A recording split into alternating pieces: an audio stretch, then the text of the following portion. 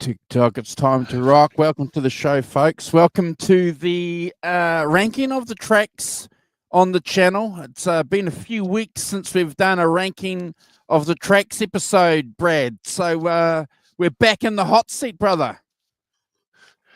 Yes, back where we should be. We're back and we're ready and vibing. Next week, we're going to be back in black. We're going to be back in black, and I better wear a black t-shirt next week. Yeah. Good to see you, bro. I know that you're going to tell us a little bit about what you've been doing over the last couple of days, but we've got the Rock Professor with us as well. Early in the morning in the UK, Simon. Thanks for joining us. Yeah, I know. Yes, 6:30. I've been up for days. That's dedication, mate. Dedication. Middle of the night. That's me. Dedicated. No, I just spend the rest of the day sleeping.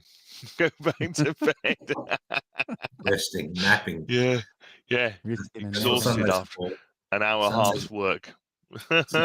Sundays are for napping anyway. So. Yeah, that's true. Yeah.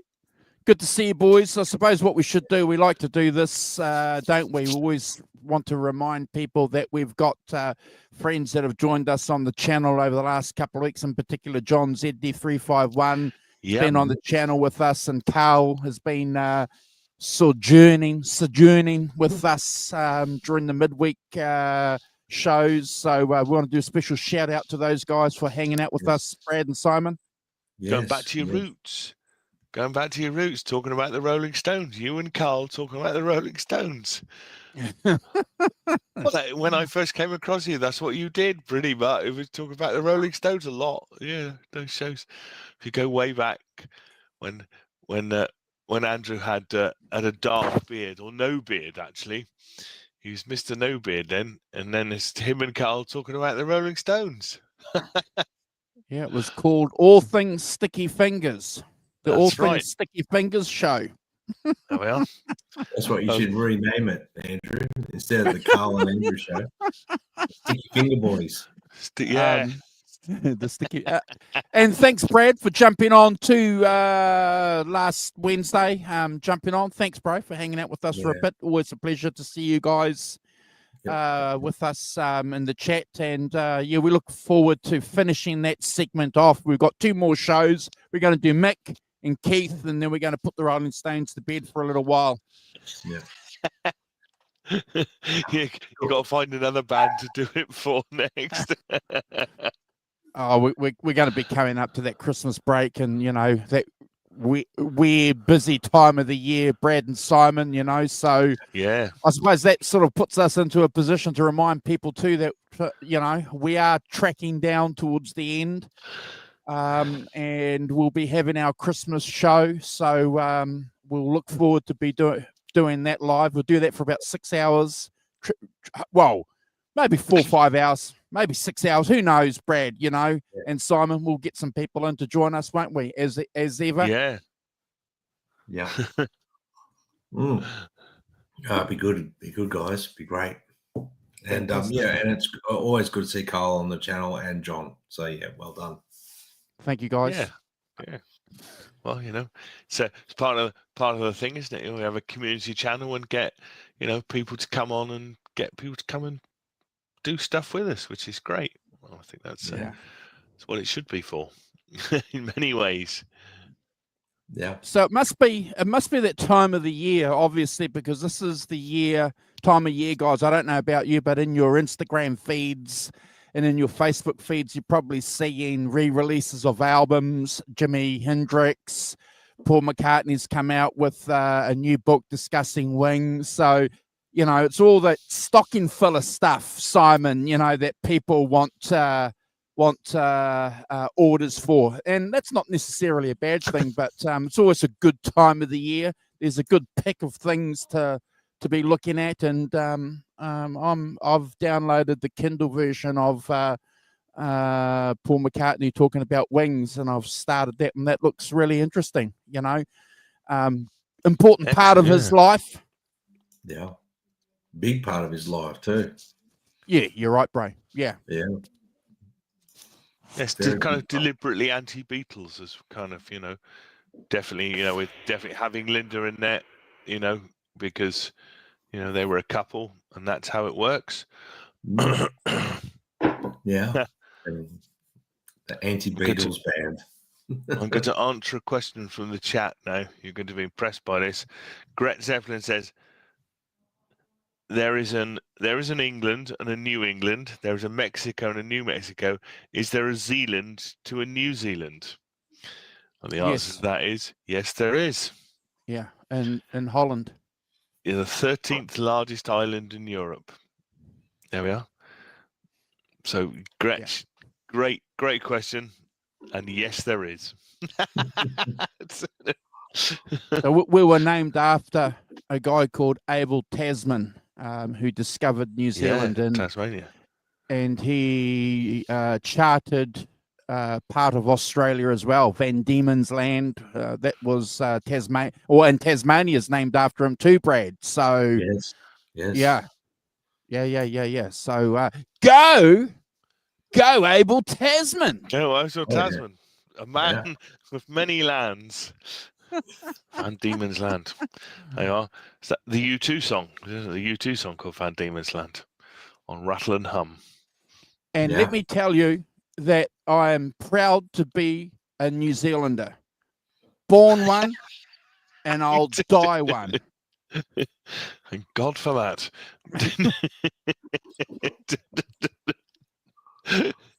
Are you going to play music? Going to play brass band music? We have to stand to attention. No.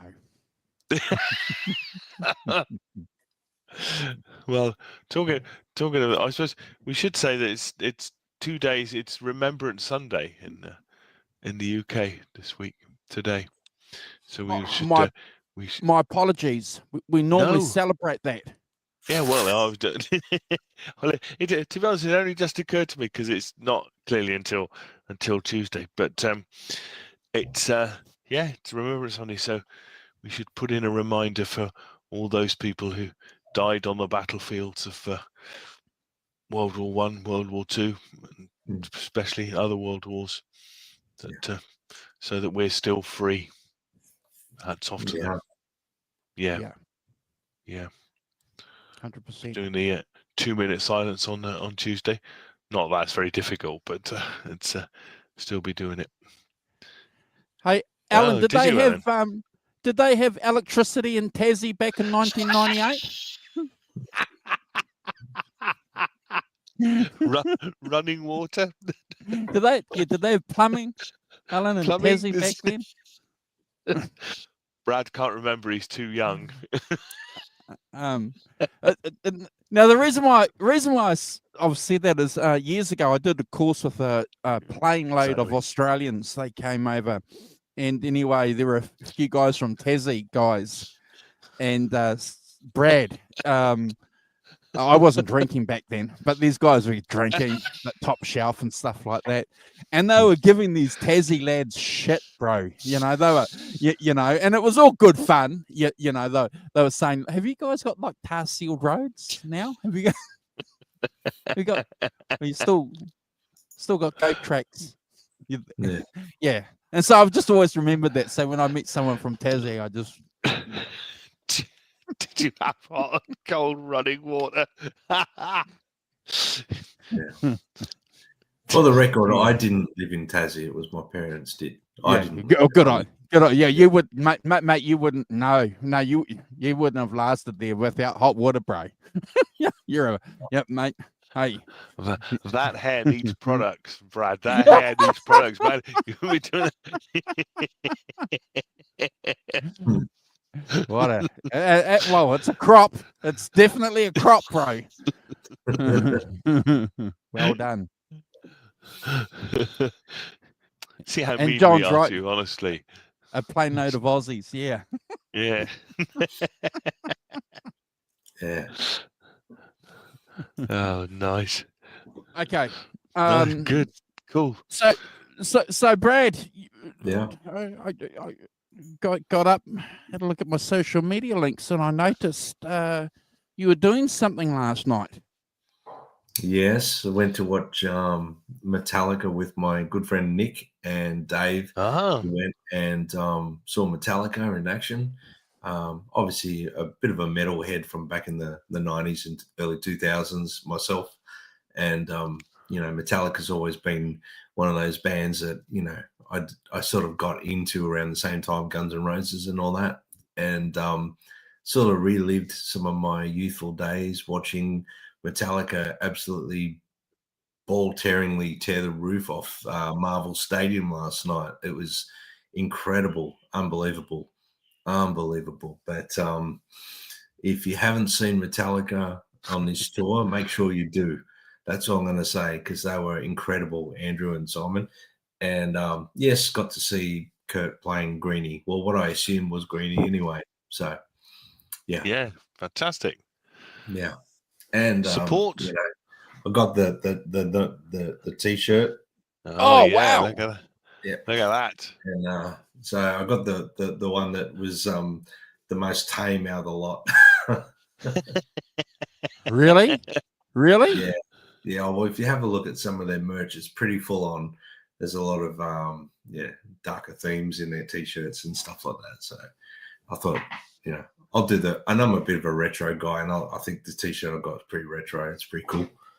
Let's get that 72, even though it's not my birth year, but the 72 seasons. So. Oh yeah, fantastic. Look at that. Cool. I don't understand that slogan, that logo at all, Brad, to be honest. Well, the 72 seasons is their last album. Right. So the 7-2 and the Metallica logo in where is it? Corner. No. Okay, fine. Yeah, on the back it's got all the tour dates and all that sort of stuff. Yeah. Oh, cool. Yeah, it was great. Support? And, did they have support, or was it just them? Sorry? Did they have support, or was it just them? Yes, Suicidal Tendencies and Effervescence. So they were pretty cool. They were great, actually. But Metallica were insanely loud, but it was what can I say? It was insanely loud, but it was okay on the ears, even being that loud. It wasn't invasive. It was good sound quality. So yeah, if you're going, fantastic. guys, if you're going to see Metallica, make sure you're aware they're going to be very loud. But I guess it gets dissipated a bit in a stadium, and it was not where it might not in a sort of covered arena or whatever it was. Yeah. But no, it was really a great show, and I encourage everyone to go and see it. Fantastic. It's funny. I don't you probably saw. I went to a gig on Sunday, completely the opposite of what you just described. I went to see a guy called Steve Payne, who used to be. He's quite in the 80s. He was quite the guy. He was, he's one of the guys who might have made it in more of a way than he did, I think. But he was. There were, I don't know, 30 people in this bar. He was absolutely brilliant. Really, absolutely brilliant. You think, blimey, he's a quality musician, in a tiny bar with just a couple of one guy playing harmonica and one guy playing an acoustic guitar. It really enjoyed it. Yeah, Steve Payne, the legendary Steve Payne. Apparently, he lived in Detroit for a bit. Oh, yeah. So, yeah. So, but yeah, so obviously did the American bit tour, sort of folk music tour in America for a bit. But yeah, wow. So yeah, we've all been to gigs except Mr. Walton. But yeah, mine's the opposite to yours, Brad. Really the opposite. The complete opposite. No.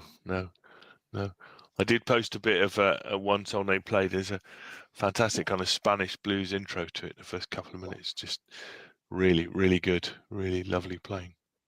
Worth Awesome. checking out if you follow me on Facebook. Yeah, I'll check it. Yeah, I'll check it check out. it out. It's really good. Just acoustic guitar. Anyway, enough of that. Yes, our life in guitars this week. That was mine. And do anything. Yeah. Shall we do quick shout outs before we Yes. get into the ranking of the tracks? I'll just this is particularly for the UK, I think, because but the passing of a man called Gilson Lavis. What a great name that is. He was the drummer, the first drummer in Squeeze, if you know them, and he also played with Jules Holland in Jules Holland's orchestra until recently, and he only retired last year. Late last year. So he must have been ill, I think, because he died this week. So nice bloke, but top bloke as well as a top drummer. When all those Jules Holland, all those later with Jules Holland that played with all those people, Eric Clapton, he's great swing drummer. So hats off to Gils, and it's such a great name. Yeah. Rest in peace. Yeah. So I'll move on to the we got people in the chat. So we've got Ellen. Good morning, Ellen. Hope you're well. Gret Zeppelin, Johnny Heartbreaker. Morning, Johnny. You're right, John. I was rinsing the grit out of my eyes. So look at that. 11:30 p.m. in Utah. We're practically getting into normal time. That's good. Got Ellen, Gretsch, and we've got Quentin, Q. How you doing, Q? I hope you're all right. I'm getting there slowly. But he said that Q says that his first gig was Foghat and the Outlaws. That's pretty cool. Very cool. Do you want to say dethrone? So that's everyone who's made comments, I think. Hopefully got everyone.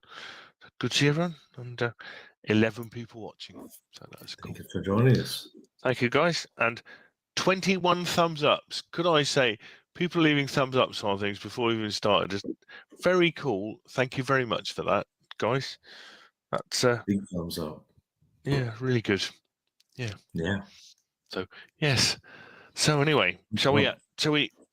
This week we are doing. Look, I dug out the old CD.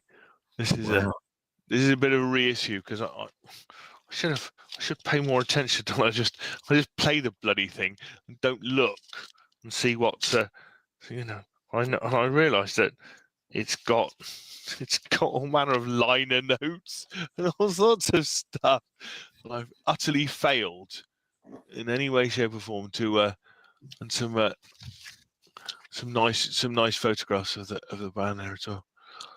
Which I've actually failed to notice until this morning. Dear me, I really should pay more attention. But so I can't remember. I can't remember why I can't remember when. I mean, I first got this album on vinyl, but I don't know whether it was 1975 when I got it. I honestly can't remember. All I know is I've known it for a long time as an album, but I have no memory of when I actually came across it. Did I read a review of it? Did I hear it somewhere and pick it up? I don't think the Outlaws are never really a big name here in the UK. But yeah, so I the honest truth is I don't know when I first heard it. But all I know is that I've had it and liked it for I don't know 40 years more possibly. I did have it on vinyl at one point, but I think I might have it in the cupboard. But oddly, I don't know. One of those things where I can't remember buying it. I can't remember. All I know is I've had it for a long, long time.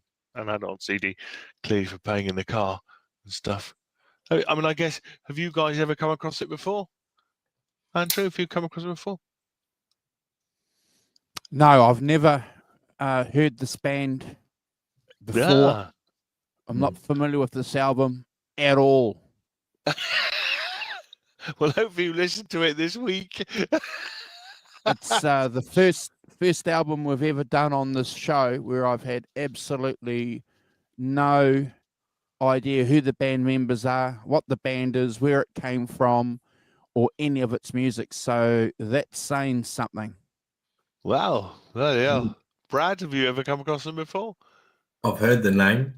I thought Yeah. I'd heard the record, but I must admit I listened to it the last couple of weeks on and off at the gym and all sorts of things where I normally listen to the music in my headphones, and it's not familiar to me at all, Simon. So I have to say I don't think I've heard this album before either. So I'm coming at it with fresh ears, which is always a good thing.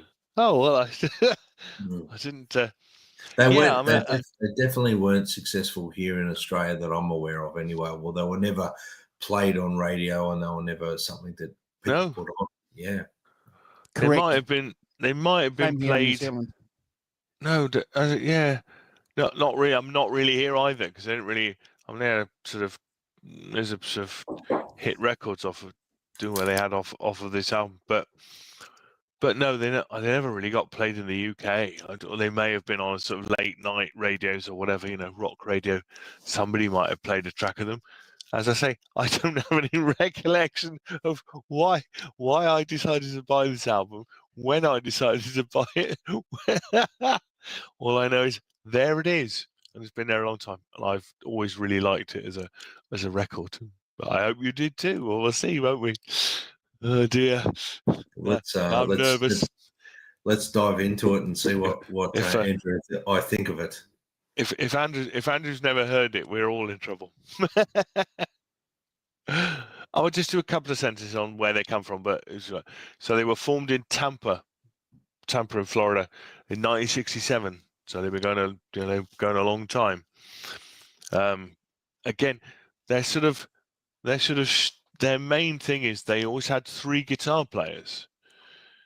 Which is which then was a particular thing. I think probably still is a particular thing. So, and they were called the 4-letter words, but they changed themselves to the Outlaws. But so they carried on, and they sort of had record contracts, but never really quite made it until 75 when they were assigned to Arista Records under Clive Davis, and Clive Davis saw them in 74, and they opened for Leonard Skinner, which you can probably see the connection there, Southern rock connection in Columbus, Georgia. So and Ronnie Van Sant put in a good word for them with Clive Davis, which is why they got signed. So and this is their first album that they produced, and I think myself, I would say it's their best album. To be honest, there's other albums that have some okay tracks, but I think this has there's some classic songs. There Goes Another Love Song and Green Grass and High Tides, which I think they were sort of minor hits in America for sure. But and they did a cover of Ghost Riders in the Sky later on as well. But pretty much that's what I remember them for. Really, it's in the swim. But as I say, that's the only record I have of theirs, and the only record I've listened to other stuff, but never quite had the magic of the first album, which is you could say that's true of a lot of bands, couldn't you? The magic of the first album, they had 8 years to write the first album and then 8 minutes to write the second one, as the old saying goes. But well, guys, let's see. I mean, interestingly, I hadn't realised this until started looking at it. Their first album, produced by Paul Rothchild, who worked with the Doors very closely and stuff. It's and recorded at the record plant in Los Angeles. So they recorded it properly. Had a proper budget. I would say that what we're going to talk about a lot here is it's a very clean record, isn't it? When I listened to it, I was thinking this could have been made. It's not, but it could have been made in the digital era. It could have been a real digital album, and the fact that it wasn't is extraordinary. But I think he does an amazing job doing the production.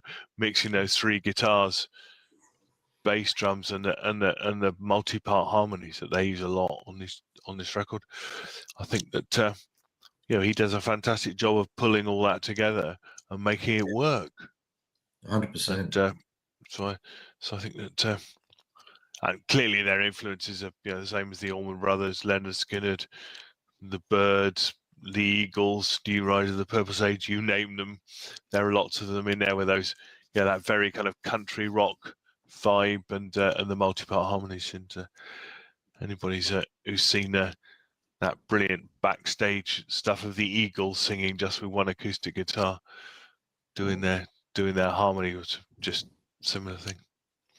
So without further ado, I think I'll start, shall I? Let's go. So the first track is one of the I'm pretty sure was one of what was a sort of the hit record off of here, called There Goes Another Love Song.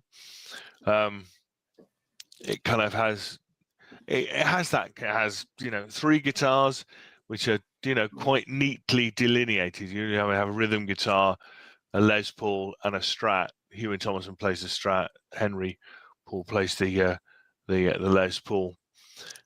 And so you have a delineation of sound there that they keep all the way through the album. So, very clean, very kind of, we're in Fender territory here, not Marshall territory, I would guess. Yeah. That's kind of very clean. Yeah. Yeah, it tells you where it is. It's this first track very much a kind of, as we know about these things, very much a statement track. It has that kind of drum roll into like a sort of faster version of Sweet Home Alabama, those kind of DC G kind of thing. Bright, clean sound. Again, really nicely, I think, arranged. So they drop down the instruments drop down for the verse. The 4th line of the verse has the 3-part harmony when they come in. Hewitt Thomason sings the first 3 lines, and they sing the 4th line with the harmony. The chorus has the harmonies as well. The 3-part guitar harmony bits they're all playing slightly different bits. Again, verse 2, you have 2-part harmony for the main part of the vocals before you get to the chorus, and you then again back to the 3-part guitar stuff and the lots of vocals, lots of harmonies, and a really nice harmony, 3-part harmony with the solo guitar when he's playing the guitar solo. It's a really nice 3-part harmonies going that, and the ooze at the end. So I can see why it was a hit. It's a very tuneful, very melodic, very but again that very clean sound, which is distortion. Morning, Helene. Distortion is not a word we're going to be using much on this record, I don't think. But so I'm giving this a 9 out of 10 and never a skip. I think it's a statement. It says what the album is going to be like, and it is. So 9 out of 10. I don't know who's next. I can't remember who's next. Andrew. Yep. Andrew. There we are. It's going to work. Like I said, folks, I've never heard this album before, nor this band at all. So, always keen to find out what other people suggest and give you for consideration, for you to consider. Brad and Simon, our whole history of listening to music has been based on those key things, haven't they? From when you're 12, 13 or 14 years old, you need to go and check this out. And, so from that perspective, I was quite interested to see what Simon had picked. I really, really loved the opening track. And forgive me, because I'm going to make a lot of comparisons. And this is something that we kind of do when you're discovering something new, because it's certainly something that I do anyway. I have to find that kind of common thing or thread for me to sort of work out where this band's coming from. And the first thing I heard of when I heard this first track was the Flying Burrito Brothers. And that ain't a bad thing, because, revolutionary band, inspired a lot of bands over the years and a lot of artists. Loved the twangy guitar. And I'm a fan of the twangy guitar. And later on, as we ranked some of the tracks, the puzzle was solved after about 5 or 6 tracks, Simon and Brad, and I'll share those with you because I think that's an interesting little adventure that I went on with this album. I too have made a note here. I see Gretch Zeppelin made a note there with that southern drawl. I loved that southern drawl. I loved that accent on the vocals, and Brad, it's not fake. It's we got that authenticity coming through on that first track that is real, and I like that. So I'm digging where this is coming from, Simon. It's got that twangy guitar that I like, the correct accent, which again sort of indicates, Brad, there's some authenticity there. It's not like Creedence Clearwater Revival pretending to be from the South, or having that kind of or having that kind of connection. That's not a bad thing.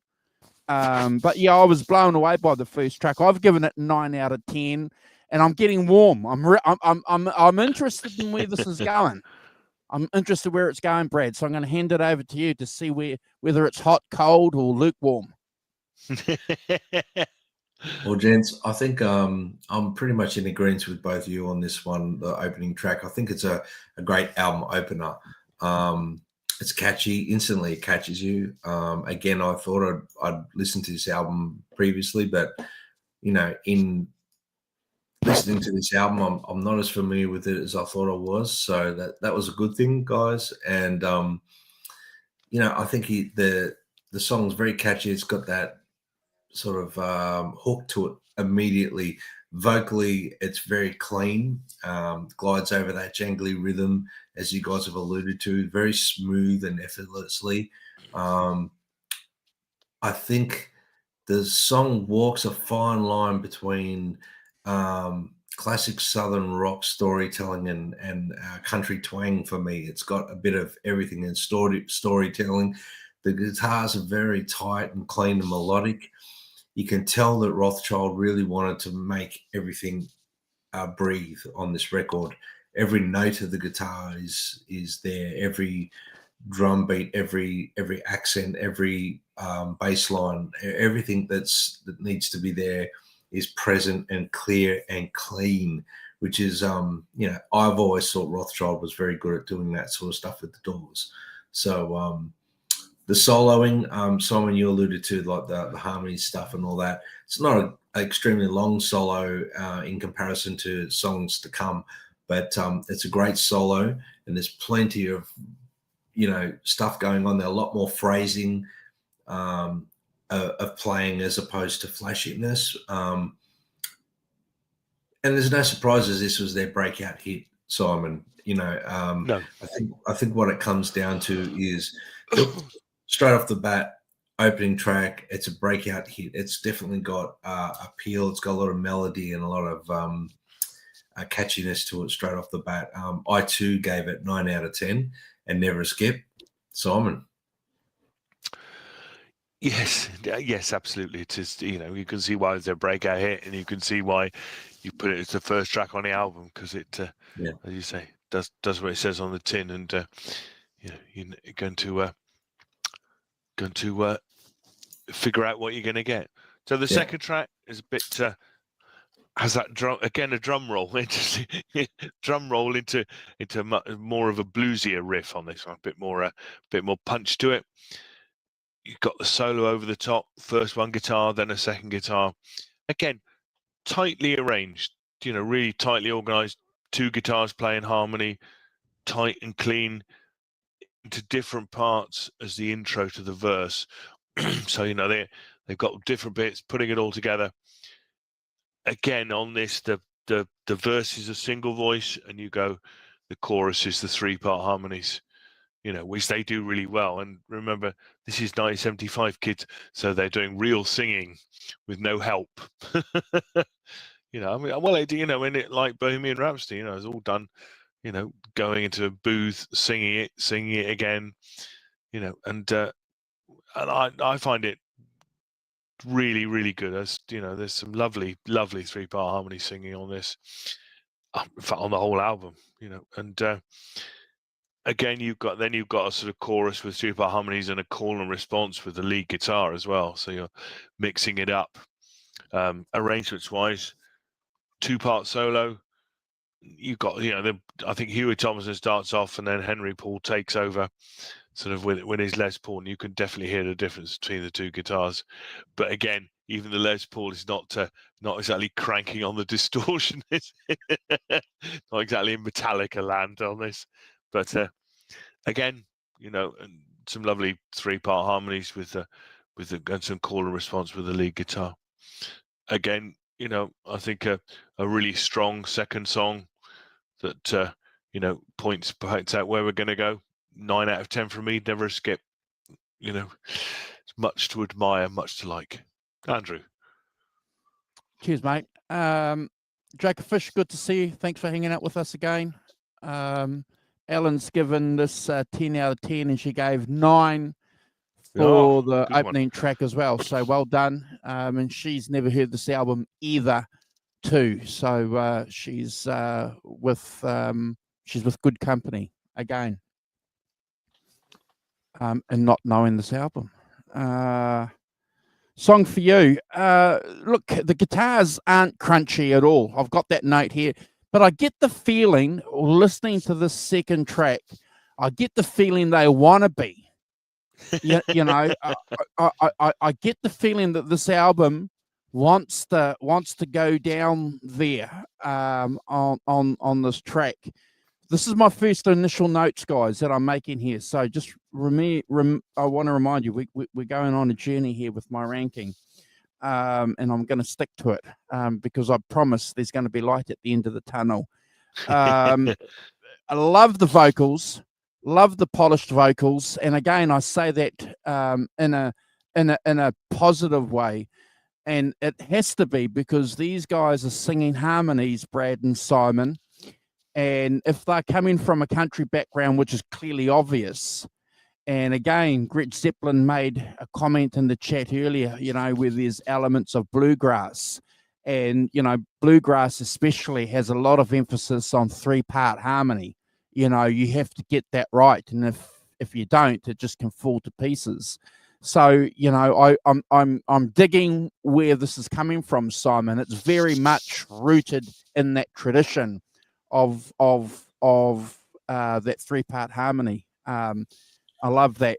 I've given this, Simon, an 8 out of 10, only because I think that the band want to go and do something else, but maybe they're not allowed to. I don't know, Brad. All right. Well,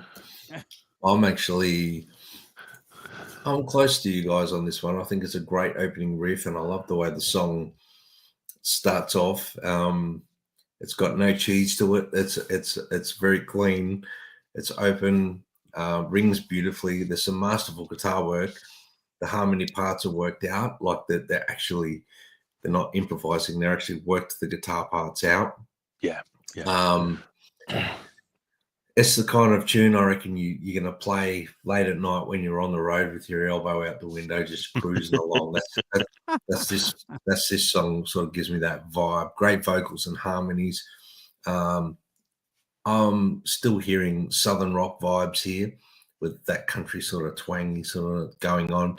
The solo section is split in two, as you alluded to, Simon, and both guitar parts are shining. I think. I'm not sure who's playing what, but they're both, all the guitar parts are fantastic, really. The lead work, the bass, the drums in this song. I was surprised by the power of this song. I can hear what you're talking about, Andrew. Like I could tell, in my mind, I'm thinking, a little bit of, Blues Driver on this or Tube Scream or something to give it a little bit of something, would be nice, but maybe that's what they were going for as well, that clearer tone. I'm not sure. Or maybe they just worked with what they had and there was no pedals and, hey, let's just get it down, let's move on.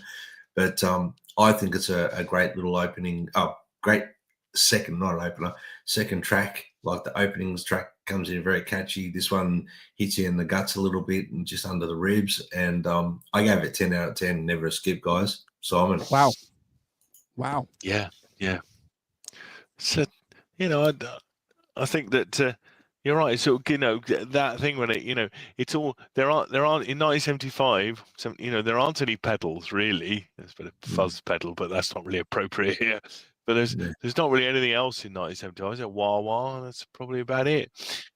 So you're just you're left with you're left with the guitar and the amps, aren't you? And getting a sound out of it. And I think they have a that 3-part guitar, the way they've organized it and the way they do it, it works perfectly and is really well organized and really well thought out, put together. And you're right. I mean, it's definitely not jamming, is it? This, I mean, they do come a bit from that, but this is definitely all worked out and organized and what they're going to do for sure. 100%, 100%. And I would say better for it too. Interestingly, most of the tracks, and the first 3 tracks have been 3 minutes. Right. Yeah. So it's in, idea out, onto the next one kind of thing. And I kind of approve of that. Really, I think that's this is a 10-track album. It's exactly the perfect length. 40 minutes. Thank you very much. And move on. well, yeah, and hey, and I can go 15 minutes, no problems at all. But I think that, that the, that actually doing it like that is actually, really good, and focuses in on your strengths without going, too long on it. But so that's really good. So track 3 is "Song in the Breeze," which is a bit of a lighter sort of country rock, again a country rock thing, but a bit like this is the first track written by Henry Paul, who's the other lead guitar player. The first 2 tracks have been written by Huey Thompson, who's the Strat player. That's interesting. I'm a Strat and a Les Paul and I think, but and you've got that kind of acoustic foundation, and then the Jones and Thomason playing over the top. Again with the verses, twin guitars play the opening riff, and then you've got single voice plus 2 guitars in the verse. Again, a bit more 3-part harmony behind the lead vocal in the verse. Chorus, again that lovely 3-part harmony, multi-track and harmony. It's probably more than 3, but and a really nice. When he plays that, he does it a couple of times. He plays that guitar harmonic just after the minute, just in the middle of playing, just goes tring. Just I noticed that. I think it always struck me. I think that's a really nice little touch. I think that's probably my first experience of constantly noticing that harmonic. Where you flick your finger off it. It's really nice little bit. Awesome. Again, solo is a melodic.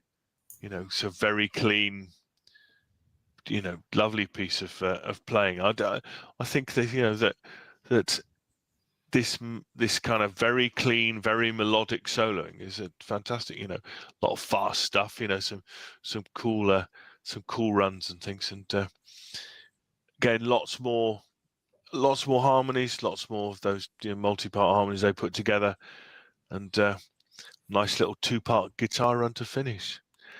9 out of 10 from me. Never a skip. This is, lovely third song.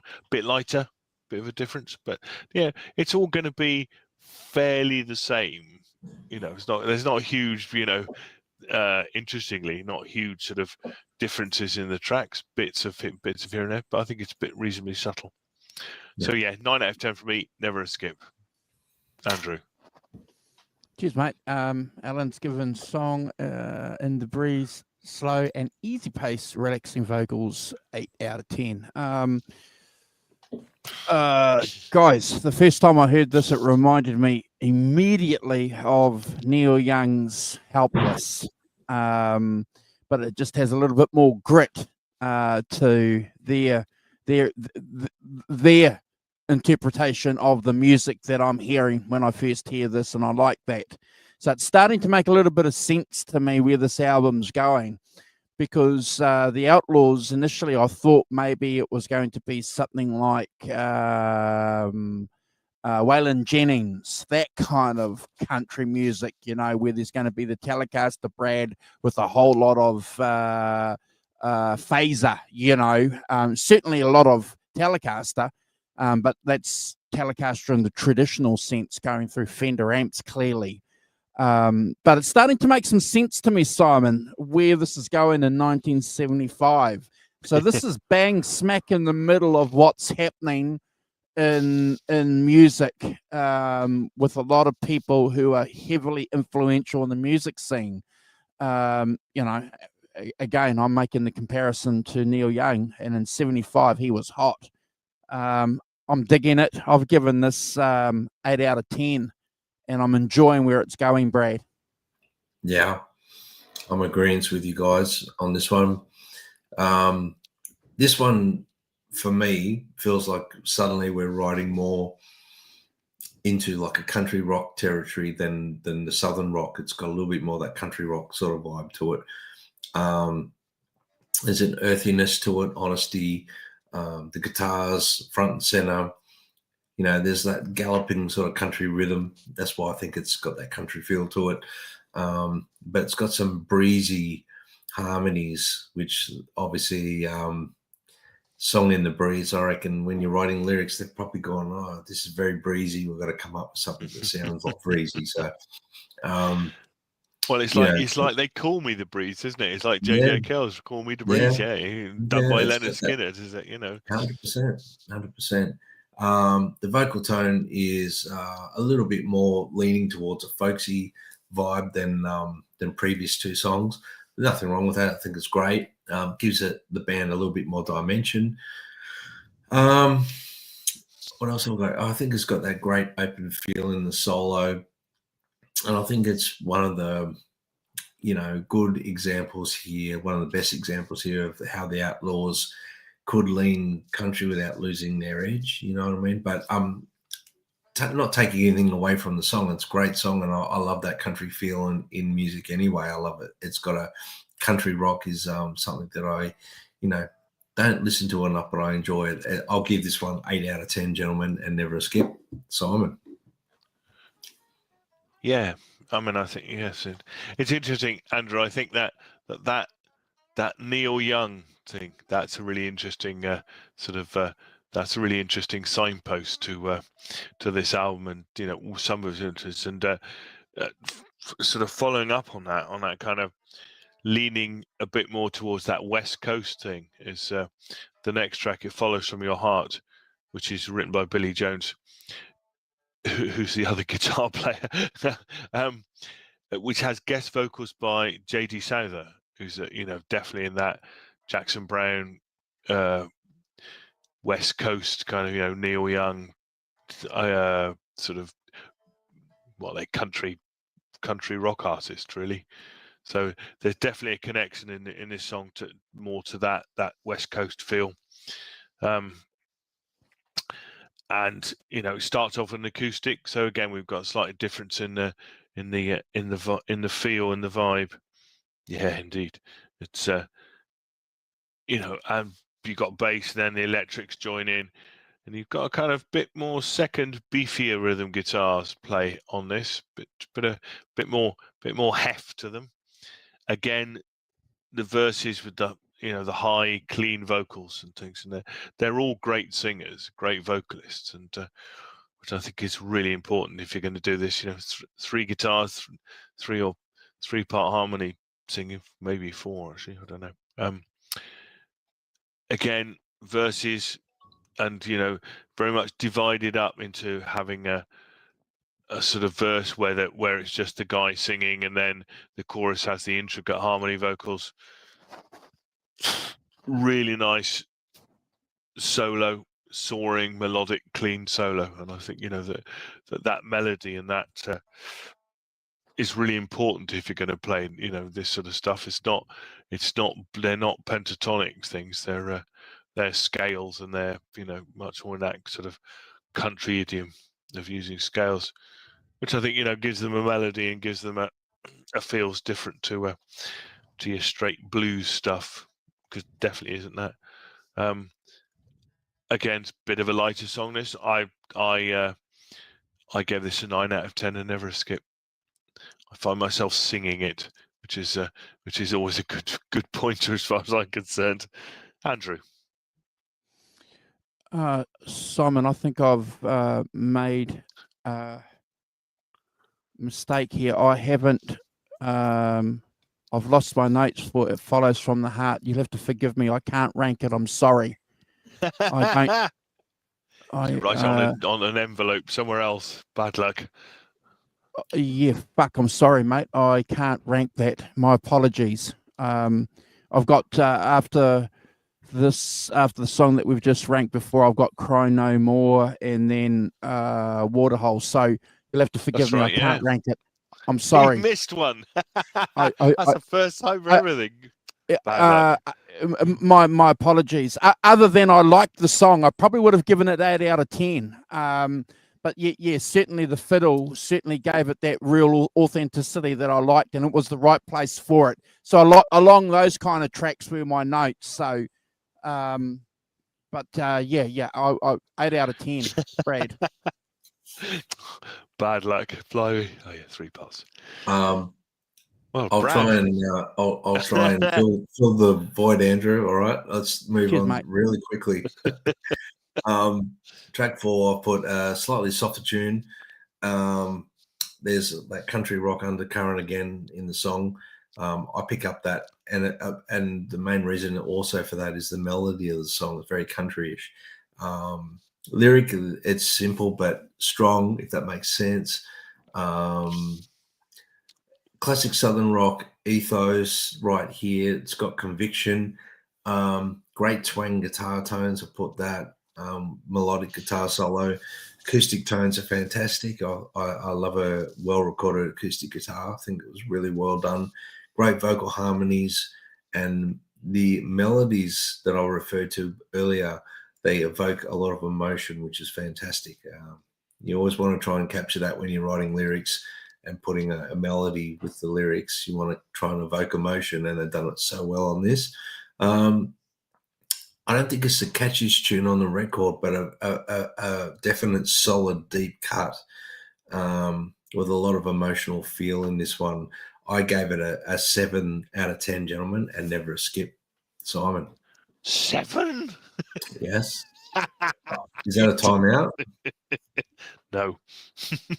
Of course not.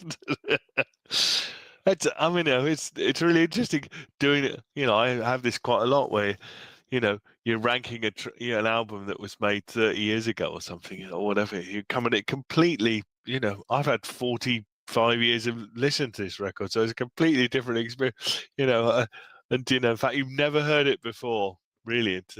Absolutely, it's fine. So, so track 5, which is the last track on side 1. As I always like to old school. I think of them in side 1 and side 2s. Is Cry No More. This is a bit more upbeat, a bit more of a. It's got a 12-bar rhythm to it that we haven't really had before. Again, twin lead guitars plus rhythm. The verse has that ding ding ding ding ding, ding, sort of that shuffle bit that they haven't really done before. Twin vocals on the verses, 3-part harmony for the last line. Again, using that trick of building it up through the lines of the verse. Chorus, lots of harmonies, 3-part harmonies on the chorus, really nice. And they're kind of, this is a bit longer, this track, 4 minutes, so they have a sort of harmony. They have a lead playing and a harmony to it, and then they have a kind of very soaring melodic parts to end the solo, and then you've got a second get back into the verse. Again, lovely chorus harmonies, and a nice a cappella vocals, and the 2-part harmony riff to end the song. Again, I think it's a really strong ender to side 1. 9 out of 10 from me. Never skip. Andrew, let's. I can tell you, I've got notes for this one. This is where it's starting to make a complete picture for me, Brad. You know, I can again. I opened the conversation with the Flying Burrito Brothers on the first track, and I'm still hearing that on the second track. You know, I'm hearing that they're influenced by Graham Parsons, especially. So in 75, you know, so it's 5 years after the Burrito Brothers, you know, maybe 6 out of Push, you know, so that, you know, their influence is still around clearly for these guys. And I like that. I can hear that connection. The guitars are on fire on this track, Simon, and this would be a great live track, I'm sure. Don't know anything about what they've done live at all. But I'm surprised by the influences and also where this album's going as a signpost for other artists on side 2 that we'll talk about a little bit more in detail. But I gave this 9 out of 10 too, and a great ending to side 1, Brad. Yeah, I agree with you guys. Cry No More. This one really sings. It's got a, you know, rocking sort of edge with a slight touch of soul to it for me. Cool country twang vibes again. The guitars are shimmering behind, you know, they've got a lot of sustainable chords, lots of space, and the phrasing in the solo is a lot of emotion and some fantastic playing. Definitely not a song you want to skip. That's a, you know, that's a great way to end side 1. This could have easily been a single, I reckon. Has that sort of break tone that you hear in the sort of like Allman Brothers ballads, and but it's a bit more polished than Allman Brothers, and it's a good thing. You know, it's got a lot of. It definitely could have been a single in my opinion, but I gave this one a 9 out of 10, guys, and never a skip. Cool. Yeah. Cool. So that's the end of side 1. Thank you, Brad. I think if we do pictures, Dr. Walton. Yeah. Pickies. Yeah. Cool album cover of the album.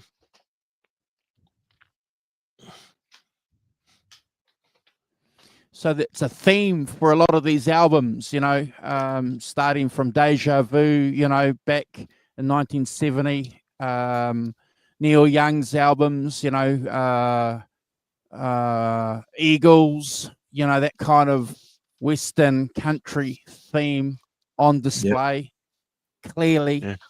Wooden buildings, yeah. Yeah. I reckon the album cover's got a real ZZ Top theme for some reason. I don't know why. You got it too. Yeah. You got it there. 100%. Yeah. It's the cow in the Outlaws thing, isn't it, Brad? That's a very ZZ Top sort of logo thing, isn't it? It looks like it could have been the album cover for ZZ Top's first album. That's what I reckon. Yeah. Yeah. Allman Brothers too. Yeah. It's a cool picture, that. Yeah. Again, there we are. Look at that. That's a very busy front line, isn't it? Well, as you've said, Brad, you have to know what you're doing, don't you? If you've got 3 guitar players like that, you've got to keep to your lane, haven't you? And you're not sort of wandering off because you've got a smaller space to fill. Have all your guitar worked out and make sure you don't overstep the mark. Yeah. Which is quite a discipline, really, isn't it? You know, kind of. Yeah. Things. Look at that, singing together, lovely. And this is the last pick, guys, that I'm gonna put up. And they opened for the Stones in 75, and when I found that, some more pennies dropped for me. Right. Yeah. Right. Yeah. They definitely have a great vocal, like throughout the band. The vocals are great, is what I'm trying to say. Yeah, absolutely. Yeah, it's one of their signature sounds is the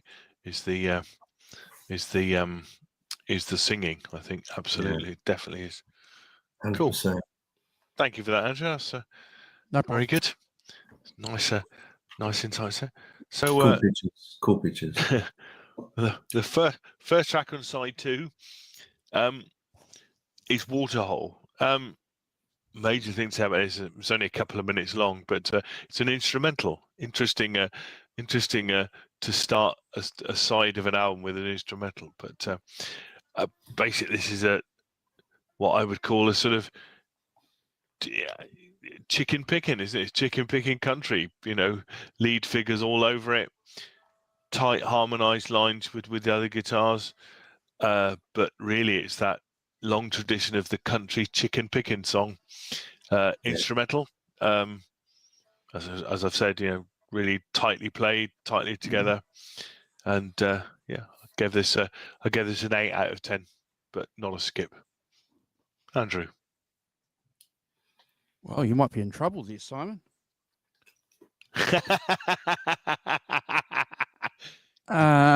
Extra point for singing. Definitely extra point for singing. Interesting place. I agree with you. Interesting place to put an instrumental, but I think this instrumental, from my perspective, just revealed so much about what this band is musically, because I've been making these parallels to acts that have helped me kind of decipher and work out where this band's going.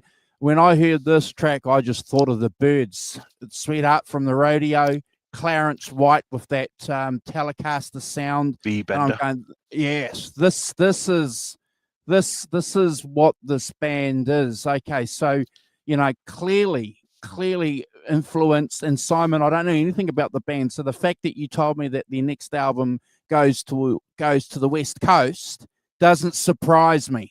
At all. And I'll go and listen to that after this show to see, because I'm quite excited to see where that's going to go, because this is where the Byrds were. They were doing this country. Sweethearts of the Radio came out, and it wasn't considered country music by the people in the Ryman Hall, Brad, the people who said what was country music, but it was an interpretation by a band. So again, this is in 1975, guys reinterpreting, which is the history of music, of what they think in 1975 is country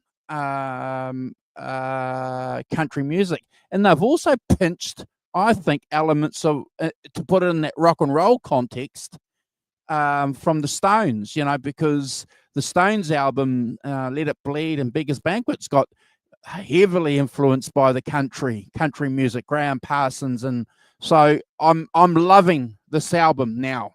I know where it's going. I love it. I've given this a 10 out of 10, Brad. Not a miserable fucking 8. Time out, Simon. See, Alan gave it 10. Good. Good. Look at that. He's never heard this album before. Look at it. Track 1, side 2, and he's getting all uppity now. He's getting all Mr. And we're experts. Mr. Wait Biffo up, boy in the corner. Wait up, I haven't given you my ranking yet. Oh, okay. Yeah, hold on. So, you might be time out. 2 timeouts then. I think Simon's going to be timed out. Yep. Coming. Waterhole. Great name for an instrumental. For some reason, it just sort of works with the song. I think it's great. Short, sharp, fun. It's tight. It's got a bit of a country boogie jam for me. The band flexes out a little bit in this one. The guitars are trading licks. The rhythm section keeps it pretty locked in tight. Feels pretty spontaneous, but it's definitely arranged within an inch of perfection, because there's a lot of intricacies in the guitar parts. There's some stellar musicianship here, very muscular playing, I'll put it that way, considering how clear and clean the guitars are and how clear and clean the instruments are. The band sounds very tight. They don't miss a beat. For a short song, it's a great little way to start side 2, in my opinion. 10 out of 10, never a skip. Simon, you're timed out. Holy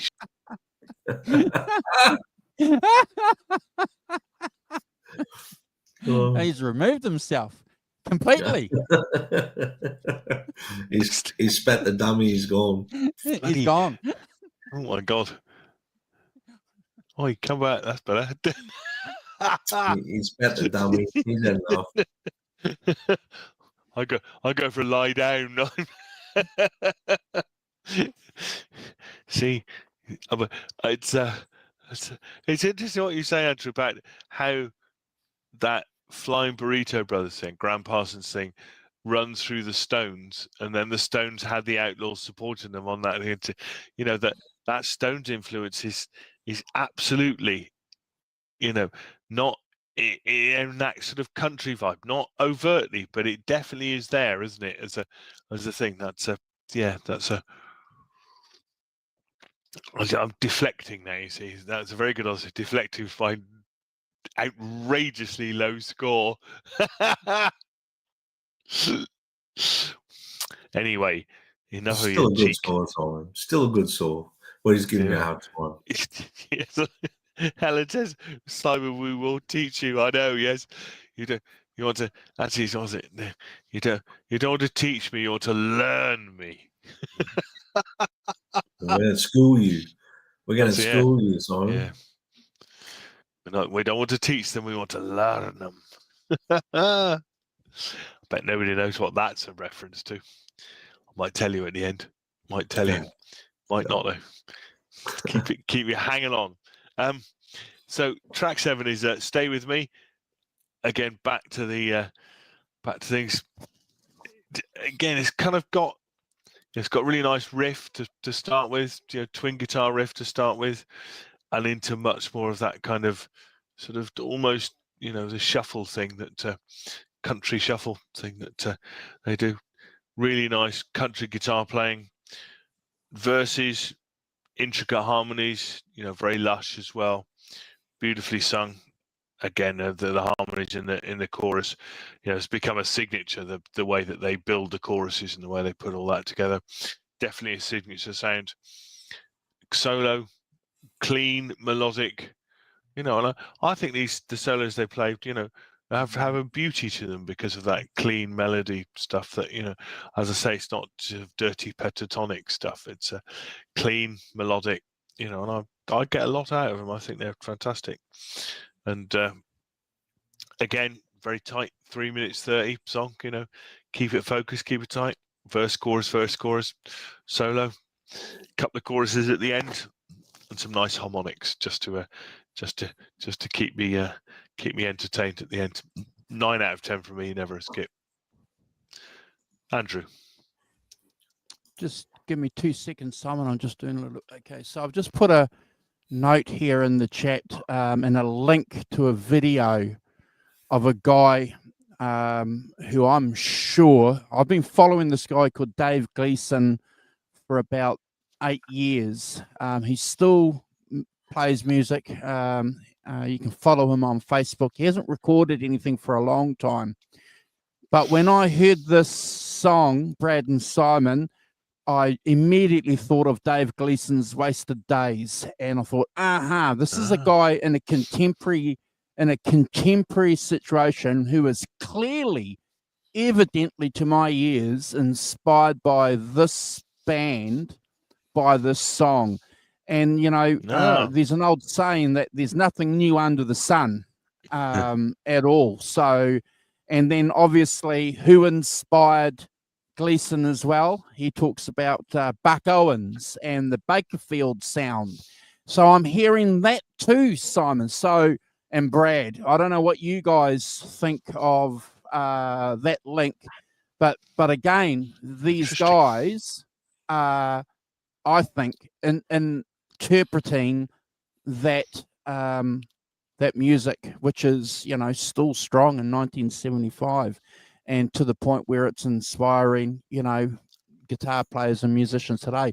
Please go and check out if you want that link, and if you are watching on a replay, if I remember, I'll attach Dave Gleason's video for you to go and check it out. But I've given this 10 out of 10. I love it. Dave Gleason. that there's a band here in Australia called the Screaming Jets, and Dave Yes. Gleason is the singer. It's not the same Dave Gleason, is it? No. It's not the same Dave Gleason. No, it's not. Oh, I've seen John's comment there. Yes. All right. So stay with me. I reckon it's a beautiful tune, tender vocal, heartfelt lyrics. Some of the prettiest harmony work on the whole album. You can feel the sincerity in the delivery, just emotion. The guitars have a soft, almost there's almost like a pedal steel shimmer going on in this song at times. The whole thing breathes. It's one of those tracks that definitely grows on you more with every listen. And I like tracks like that. They're the ones that you sort of think, oh, this is okay. But then the more you listen to them, you're like, wow, I really love this track. I gave it a 9 out of 10, guys, and never a skip. Simon. Cool. That's right. Getting back on track. So track 8 is Keep Praying, which is written by Huey Thomason. Again, it's got that kind of, what I wrote down, short, fast Southern shuffle. I don't know if that means anything really. It's got that kind of off-kilter 12-bar playing, that shuffle playing that to start. Again, verses lively, sort of bouncy rhythm, and very upbeat song. Chorus again, really nice harmonies. And then you've got the solo, which is kind of a bit of a contrast to what's going on. It's a much more fierce solo, a bit more, a lot more punch into it than we've seen before. And again, you keeping it short, back into a verse and a chorus, and then a kind of second solo, which is much more in keeping what they've done before, and that nice kind of rising key changes thing to the final riff at the end, which is a nice bit to end. 9 out of 10 from me, never a skip. Again, the harmonies are killer for me. Andrew. Well, this is when I finally get this whole album, guys, when I'm listening to this track. Earlier on, I think on the second track, I said to you that, the guitar playing wants to break out, Brad and Simon. It wants to break out, and it can't, because you know what? They don't want to break out. They don't. Listening to this song, as the rock professor said, is all about the application of how they can play, because it is a little bit edgy, but it's not, distorted, or it's not crunchy or anything. It's just probably, I don't know, maybe mic'd a little bit differently, but certainly the way that the guitar has been played has an effect on what's happening here. And, these guys, when I'm listening to this song, isn't a band that's trying to be rock and roll. They don't want to be a rock and roll band. They're quite happy playing Outlaws music. And if that means playing country inspired music, well, that's it. They don't want to be a rock and roll band. So I'm going, okay, because I thought listening to the first couple of songs, they wanted to be. But, sometimes the producer, Brad, has pulled a band back from going full nuts, and I can't think of, but I'm sure we can remember, there's these examples of it where the producer's stuck his nose in and, given you something that's completely off kilter to where the band wanted to go. Van Halen 1. So getting back to this upbeat, powerful Simon, and it's optimistic music, and I love it. So again, I've given this 9 out of 10, and I finally get it. And I think of in 1975, if I was listening to all these other bands and bought this album, I would have been totally blown away by it. Brad. I agree. Keep Praying. This one's got a bit of soul to it for me. The vocals carry that gospel optimism. You know what I mean? Yep. It's got keep praying, everything's going to be all right. It's a positive message. It's not preachy. It's hopeful. It's got a groovy sort of swampy thing going on, but the chorus opens up. It's big. There's a classic Mixolydian feel to the song, which gives it a bit of warmth. I love how the guitars play off each other. Very clear tone. It meets a bit of blues grit here, I've put, but still big and clear. It's got energy. It's got spirit. Great lead guitar work on this song too. But I'm going to note on this one some fantastic bass playing, and definitely with the feel of the bass, it wants to make you get up and do a boogie woogie. You know what I mean? It's got that sort of vibe as well. Boogie woogie. Good point. Yeah. So 9 out of 10 for me, guys, and never a skip. Simon. Let that boy boogie woogie. That's it. You know it. Yeah, you know it. So 2 tracks to go. Track 9 is a track called Knoxville Girl. I'll just read this out because I think it's from Song Facts, but it's Henry Paul, the guy who wrote it. He said he had a moment of clarity. He was heading home one night, and he wrote this song with that in mind. Says Paul, the fog rolls in the morning. I can hardly find my way home to where the heart is. The words can't begin to say enough about the gentle way you always take me in. That long and winding, narrow road, gonna take me home again. I remember coming through North Georgia through the fog on the I-75, trying to get home. And that's when I wrote that segment of the song. It was just a direct moment in time of being a long way from home, from the house in some dangerous, fast-moving vehicle, trying to get there in the middle of the night after drinks.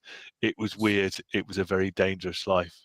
So this is about getting home. And again, in that tradition of storytelling, and I think most of the songs have stories. They are about tangible things. Some of them about touring, but so Knoxville Girl, again, that kind of up-tempo sort of honky-tonk feel meets the sort of dual lead attack of things. Quite acoustic at the beginning, like country electric intro, verse with country backing. The last line of the verse again, attaching that multi-part harmonies to it, and then you're kind of swooping up to the hard, fast, and very fast picking electric guitar on this, very sort of chicken picking stuff on here. Again, chorus, multi-part harmonies, and then when you get to the other chorus, then you've got some quite flashy guitar interjections as well. But again, you get to 130, and then that solo, fast country picking solo, and then at 154, the second guitar picks up the solo, slightly different style to it, but then through a chorus and a verse and a chorus, and some nice solo twin guitars at the end that are really cool. I think this is one of the standout tracks on this. So I give it a 10 out of 10. Never a skip. Ruining my theory with my own hand. Again, ruining your theory. Yeah, completely tearing it up, burning it up. Andrew. Yeah, look, I agree with you, Simon. I've been a chicken picking fan for a long time. And I think that sort of comes from my love of the Stray Cats music, which is always Brad, about having a clean guitar and picking right.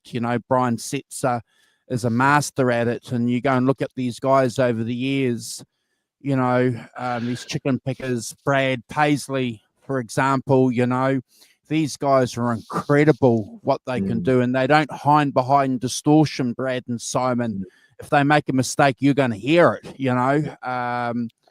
no disrespect to Kurt last night, but if Kurt made a mistake, it's going to sound okay.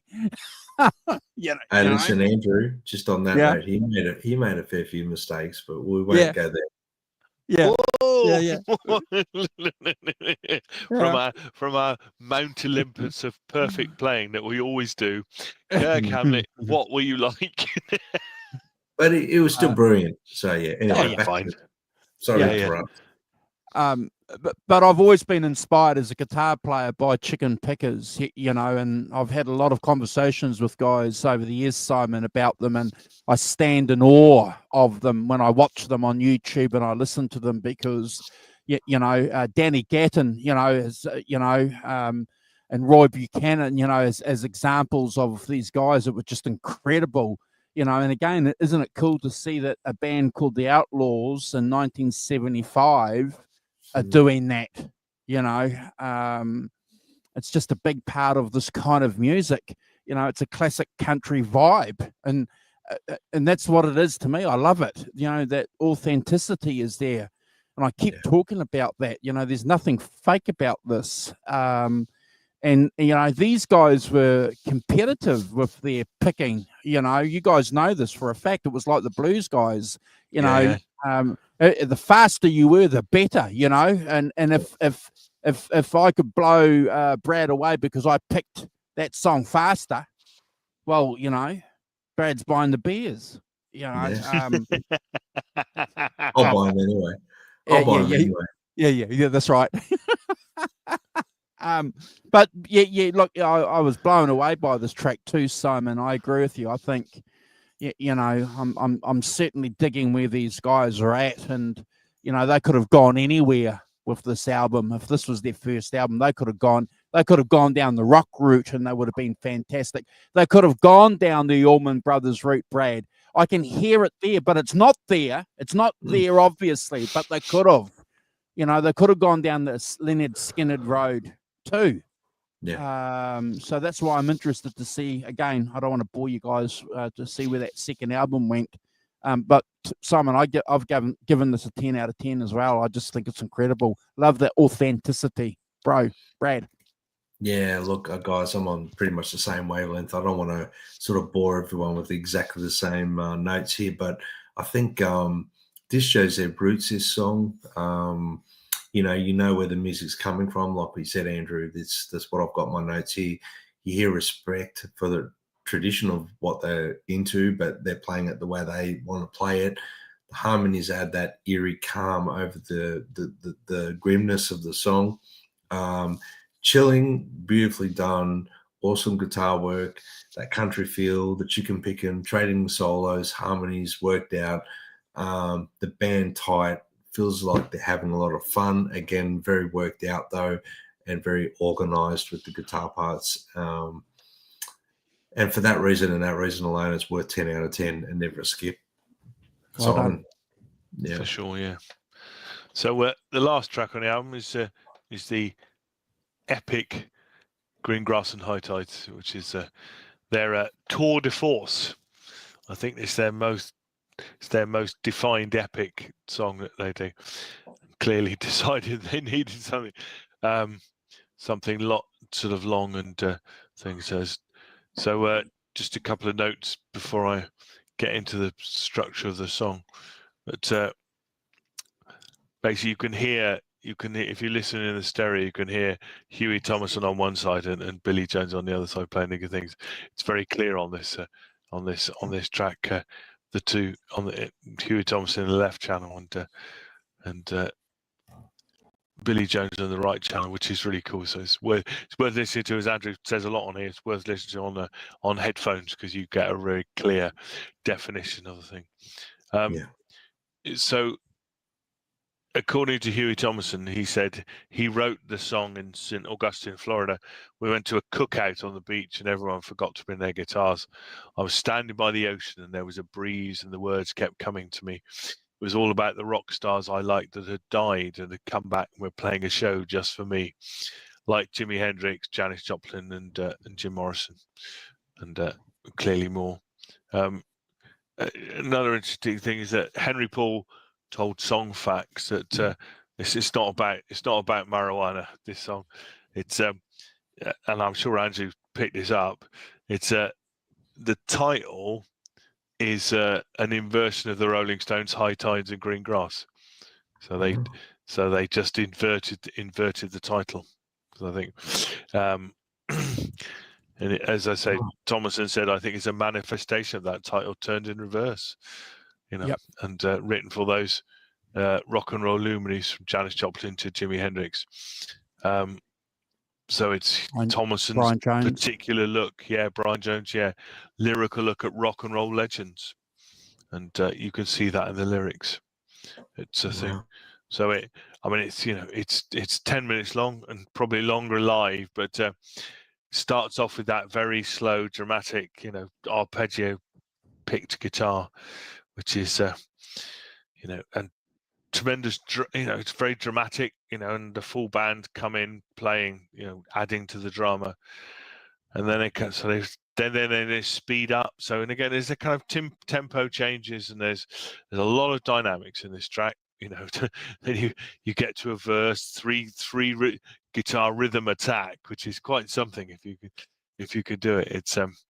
It has a thing all of its own. You get multiple guitars playing stuff. Gives it tremendous power. Again, it has all the classic bits of the Outlaws in it. It has multi-layered harmonies, some fantastic solo, clean, clear, melodic soloing. Lovely stuff. The first, how to build a solo. If you want to know how to build a solo, the first one starting at 326. Have a listen to that. See what he does. See where he goes. Drop downs, chorus with lots of singing in it. Back to the intro and some more fast picking, rising scales. Again, going round and just being able to really, that 722 that when they just have play to the end, basically the 2.5 minutes of them playing, soaring solos, two guitars playing together, just blistering solo playing, as good as you'll ever get in my books. And absolute sort of an absolute epic track in every single way. It's a Brad score for me, 100 out of 10 for sure. I've loved it then, I love it now, and it has everything in it that I think that they are as a band. Absolutely. Sorry, that was quite long. Andrew.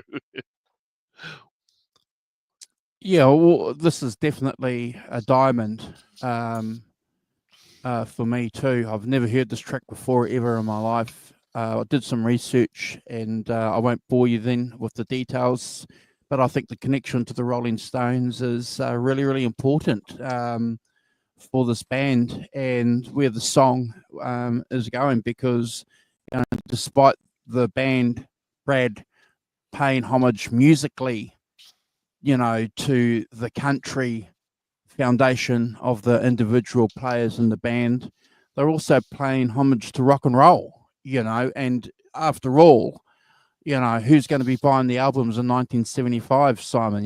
It's rock and rollers. And an album like this, folk rock, whatever you wanted to call it, back in, remember we were watching that Bruce Springsteen movie, and one of the executives said, "Oh, so it's a folk album," So and the reason why he said, "Is it a folk album?" because they have to categorize things, don't they, to be able to market and sell something. So if it's a folk album, we can sell it. Okay, so but yeah, I dig where this band's going with this track. It's got all the connections, great solo. I love the way that it starts off too, Simon. I can't believe I've never heard this song ever in my life. And it's probably a fault of the programmers here in New Zealand by not picking this album and playing it on rock and roll stations, with everything else that we were growing up with. So I blame them. Yes, them. We're pointing the finger at you, programmers. Yes. Well, but what a way though to end a debut album with a song like this. I think it's incredible. I've given this a Brad score too, and definitely a killer track. Thanks, Simon. Yeah, the green grass and the high tides. I'll put the crown jewel. This is the best. They've left it till last. It's their free bird. I put. Yes, absolutely. Good point. It's arguably more melodic and structured than Freebird as well. But this band has proven that throughout this album that's how they operate. And it starts like with wishful lyric, gorgeous melody, and turns into a 9-minute journey that builds layer by layer. You know, and there's guitar transcendencies there. There's so much going on. 2 full-blown solo sections, harmonized leads, fluid phrasing, every run, you know, that sounds like they're telling a story. There's fast picking, there's intertwining between the guitars. You can hear the different tonality in the 3 guitars. There's like the Tele, the Strat, and the Les Paul. You can hear that thicker tone with the Les Paul there. I think you can hum along the parts of the solos and everything, which, in my opinion, that's something that, you know, if you can hum along the solo, that's what makes it timeless, in my opinion. You know, it's got a real, you know, choppy sound as well, like the way they're playing. There's a lot of stuff going on, but they're not just jamming. It's a lot of it's worked out. There's some improvised parts in there, but there's a lot of stuff here that I do believe this band are very structured, and they work around a structure. By the time the final sort of mark of the song finishes, you're not really thinking about the song anymore, the chops of the guitar players or the, you know, anything there. There's like a really spiritual sound going on, and it's the band's flying. It's you know, time to fly. They're really going for it.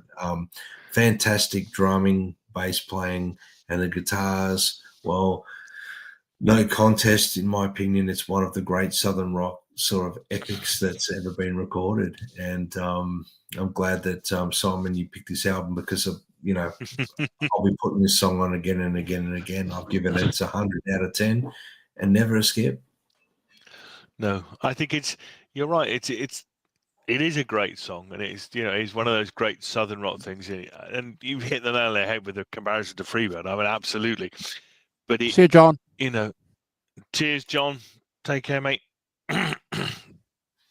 And I think that, you know, that the fact that you've never heard it, you guys have never heard it, you know, and and you dig into it, you know, a lot and stuff is, I think it's quite astonishing, and in some ways is that you've never come across it, or don't ever remember coming across it. And also, yeah, because I would thought, you know, Freebird is a regular on rock radio, isn't it? It absolutely is, and I think this is right up there. Why isn't it a regular on rock radio? Nobody knows. But very good point. Good question. Got no answer. Yeah. Oh, right. No, but I'm glad. Sounds like you enjoyed it as a record you'd never heard before. It sounds like it was surprisingly good, which is fantastic. So I'm really pleased that you enjoyed it, and and as I say, High Tides of Green Grass is a brilliant track to finish with, and yeah. Well, no, it was a great album. Great album. Well, you always look for signposts, don't you? Because, you know, back in my day, if somebody told me go and check out this album, I'd go and check it out. You know, that was, you know, where you came from. Or if Brad came and said, "Here's a cassette, go." I made some. I've made some recordings of an album. You know, go and check this out. You know, so. You know, as an example, you know, I remember friends of mine saying, "Go and check this guy." You know, what does he sound like? And you know, Brad will say, "Oh, it's like Led Zeppelin." Oh, okay. You know, okay. You know, because, you know, I didn't want to go and listen to something that wasn't in the groove that, and I knew that definitely it would be in the groove of what we're doing, Simon. But I had no idea, because it could be, even though it's in our wheelhouse, it could be over here, could be over there, it could be over. It could be completely. You know what I mean? So, but yeah, I love the journey. I'm going to go and check out the second album. Thanks, Simon, for picking it. And as ever, you know, being blown away by something new, Brad, because hooray, you know, we don't know it all, but we know a little bit about the next album next week, though. Yeah. Absolutely, yeah. Can't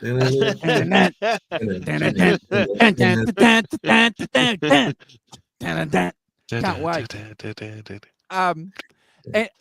And just as a sideline to that band, you know, Malcolm and his brother, you just couldn't get completely the opposite of rock and roll guitar players.